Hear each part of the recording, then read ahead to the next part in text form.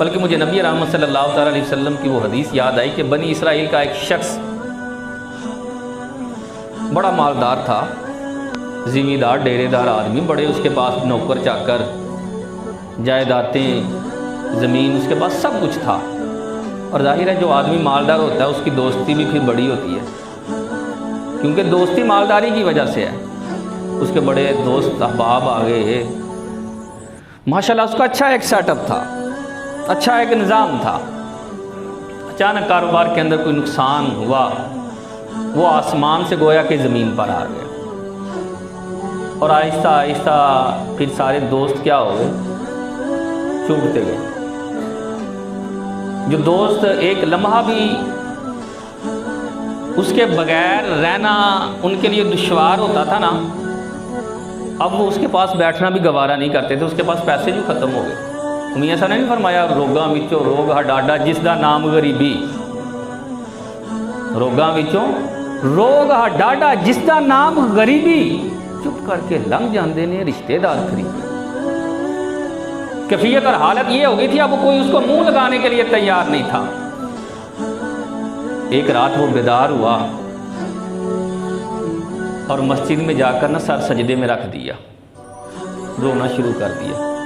کہا ہر طرف سے مایوس ہو گیا ہوں، اب کوئی مجھے اپنے پاس بٹھانا بھی گوارا نہیں کرتا، اے میرے رب تو مجھ پر مہربانی فرما، مجھ پر کرم فرما دے۔ اللہ رب العزت نے فرشتوں سے ارشاد فرمایا، میرے فرشتوں جاؤ، میرا بندہ جیسا کہہ رہا ہے نا ویسا ہی کر دو۔ فرشتے نا ہاتھ باندھ کے کھڑے ہو گئے، مولا ہماری ہمت تو نہیں ہے، لیکن یہ بندہ تیرے ڈر سے نہیں، لالچ کی وجہ سے آیا ہے، اب وہ مجبور ہو گیا ہے، اس وجہ سے آیا ہے، تیرے ڈر تیرے خوف کی وجہ سے نہیں آیا، تیری محبت کی وجہ سے تیری بارگاہ میں نہیں آیا۔ اللہ رب العزت نے ارشاد فرمایا، ہاں مجھے پتہ ہے، انی اعلم ما لا تعلمون، جو میں جانتا ہوں وہ تم نہیں جانتے، مجھے تو یہ بھی پتہ ہے، اب آیا ہے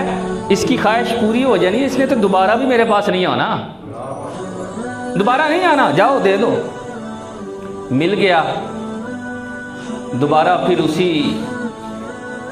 راستے پر آ گیا جس راستے پر پہلے چل رہا تھا، پھر وہی ڈیرے داری، دنیا داری، اسی طرح گناہوں بری زندگی گزارنا شروع کر دی۔ پھر وہی معاملہ، پھر نقصان ہوا،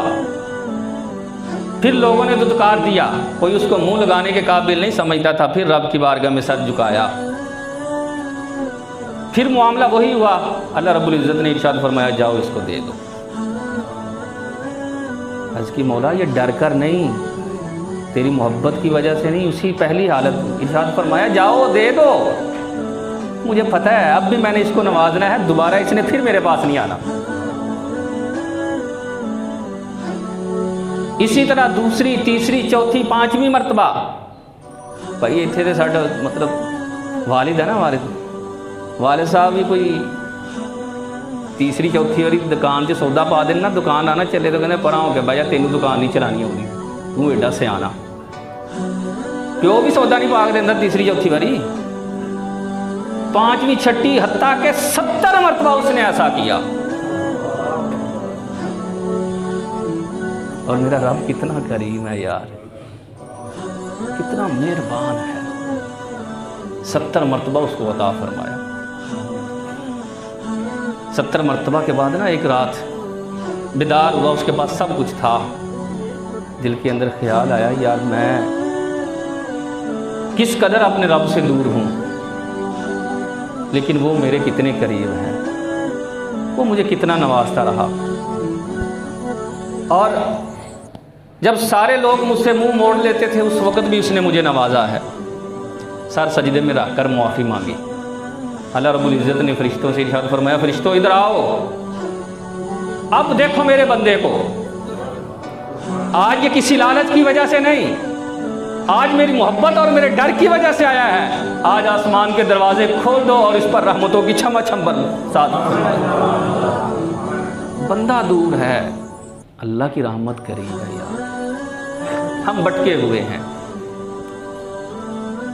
ہم اللہ تعالیٰ کی رحمت سے دور جا رہے ہیں۔